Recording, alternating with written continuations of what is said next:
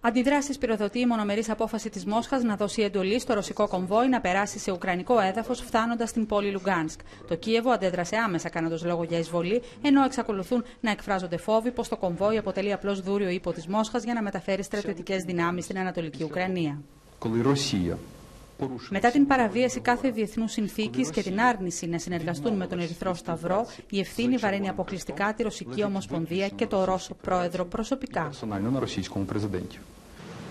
Το ΝΑΤΟ εκφράζει ανησυχία για την κλιμάκωση της έντασης στην Ανατολική Ουκρανία από την πλευρά της Ρωσίας. Για μεταφορά μεγάλων ποσοτήτων βαρέως οπλισμού στις περιοχές που ελέγχουν οι αυτονομιστές έκανε λόγο ο Γενικός Γραμματέας Ράσμουσεν.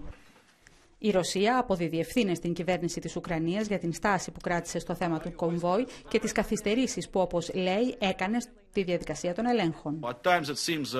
Ορισμένες φορές φαίνεται πως δεν υπάρχει σαφής ιεραρχία στο Κίεβο, καθώς κάποιες διαβεβαιώσεις δίνονται σε πολύ υψηλό επίπεδο και στη συνέχεια άλλοι δεν δίνουν τις εντολές που απαιτούνται στους συνοριοφύλακες ώστε να αφήσουν τα φορτηγά να περάσουν.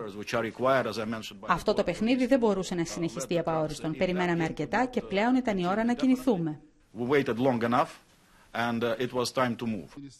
Το θέμα του κομβόι θα συζητηθεί εκτάκτως στο Συμβούλιο Ασφαλείας των Ηνωμένων Εθνών. Για την Ευρωπαϊκή Ένωση, η είσοδος των ρωσικών φορτηγών σε ουκρανικό έδαφος χωρίς έγκριση συνιστά σαφή παραβίαση των συνόρων.